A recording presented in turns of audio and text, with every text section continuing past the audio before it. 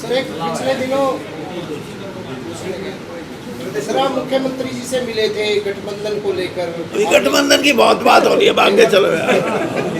चलो सर, एक क्वेश्चन ये है राष्ट्रीय राजनीति का है, जैसा कि चौधरी वीरेंद्र सिंह अक्सर कहते हैं कि राजनीतिक शुचिता और ईमानदारी और ये सब चीजें होनी चाहिए। एक तरफ देश के प्रधानमंत्री भोपाल में कार्यकर्ता सम्मेलन में कहते हैं कि एक भी भ्रष्टाचारी को नहीं छोड़ूंगा, और उसके 4 दिन बाद ही भ्रष्टाचार के सबसे बड़े प्रतीक अजीत पवार को एनडीए गवर्नमेंट में शामिल कर लिया जाता है। प्रतीक तब बनता है जब उसका जुर्म साबित हो जाए। प्रधानमंत्री तो कोई भी 70,000 करोड़ के घोटाले कर रखे हैं एनसीपी ने, अजीत पवार ने। मैंने बता दिया आपको, ये तो आपकी प्रेस की बातें हैं। अब भाई 70 करोड़ बता दो चाहे 70,000 करोड़ बता दो, लेकिन किसी को ये कहना कि इसको पहले भ्रष्ट बताया फिर कैबिनेट में ले लिया, ये नहीं है। और फिर इसमें तो जो कैबिनेट है वो तो शिवसेना की है, शिवसेना के साथ एक और घटक जोड़ दिया। अब ये जो चीज़ें हैं, इससे आप ये सिद्ध नहीं कर सकते कि ये भ्रष्टाचार के आदमी होते हुए और उनको कैबिनेट में ले लिया गया। ईडी ने संपत्ति अटैच की है जी उनकी। ईडी भी यही काम करती है, सीबीआई भी यही काम करती है, सीआईडी भी यही काम करती है कि जिस पे शक होता है उसके ऊपर कार्रवाई। लेकिन उसका रिजल्ट क्या आता है? पहला रिजल्ट तो यह आएगा कि उनकी जो कार्रवाई है वो कॉग्निजेबल ऑफेंस है या नहीं है, उसमें क्रिमिनल एलिमेंट है या नहीं है। अगर क्रिमिनल एलिमेंट है तो वो फिर कोर्ट में जाएगा, कोर्ट जो फैसला करेगी उसमें तो आप कह सकते हो कि हाँ। उसमें भी तीसरे नंबर पर सुप्रीम कोर्ट।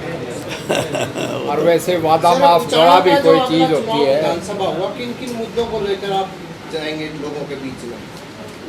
उचाना विधानसभा चुनाव, अभी उचाना, अभी तो एमपी की कर लो ना बात। उचाने का तो बाद में नंबर आएगा, अभी तो पहले 10 सीटों का है। 10 सीटों पे पहले बीजेपी जीती हुई है।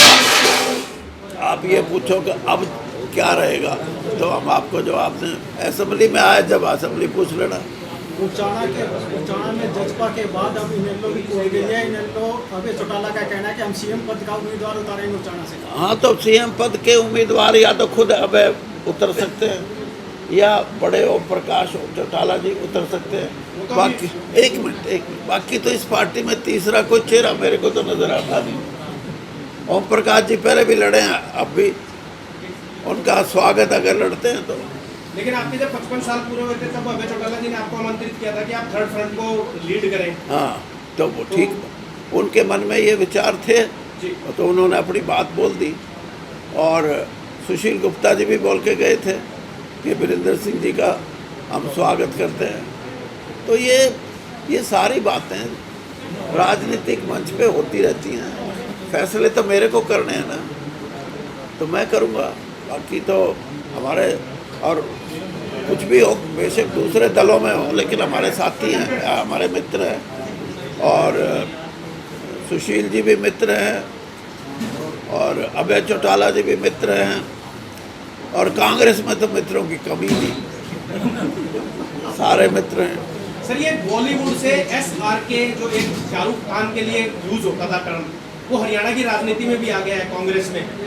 शैलजा, रणदीप और किरण चौधरी। तो ये SRK भूपेंद्र सिंह हुड्डा को कितना डेंट पहुंचाएगा या क्या इसका प्रभाव रहेगा? भूपेंद्र सिंह हुड्डा भी उसमें SRK में वो भी शामिल हो जाए, वो B हो जाए, और फिर अजय यादव है, A भी शामिल कर लो, A B सारे हो सकते हैं। बात तो कांग्रेस की का जो संकट है, कांग्रेस संकट अपने आप पैदा कर रही है। और इसीलिए जो आज लोगों में चर्चा है कि बड़ा सशक्त कांग्रेस पार्टी उभर के आ रही है, इसके तो लक्षण अच्छे नहीं दिखते मेरे को। क्योंकि आपस में ही जब 3 एक जगह बैठ के प्रेस कॉन्फ्रेंस करें, दूसरा अपनी रैली करे, तीसरा और दूसरी जगह रैली करे, तो कांग्रेस एक सोच के साथ नहीं बल्कि अपने अपने लक्ष्यों की सिद्धि करने के लिए कांग्रेस पार्टी के नेता काम कर रहे हैं अलग अलग तरीके से।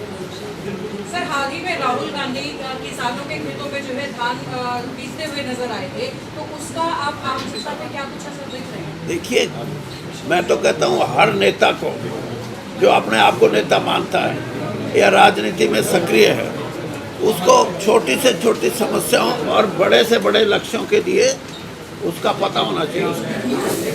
तो कोई अगर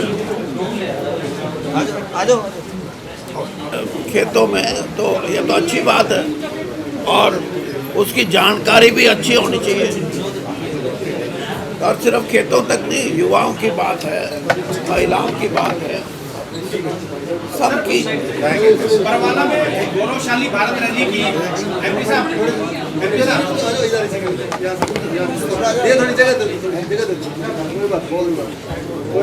जो भारत गौरवशाली रैली बरवाला में भी आपने आयोजित की, उसमें भारतीय जनता पार्टी के हिसार लोकसभा के और आसपास से भी काफी बड़े बड़े नेता मंत्री सभी शामिल हुए, लेकिन वर्तमान में जो शामिल हुए जिनके पुत्र विधायक बने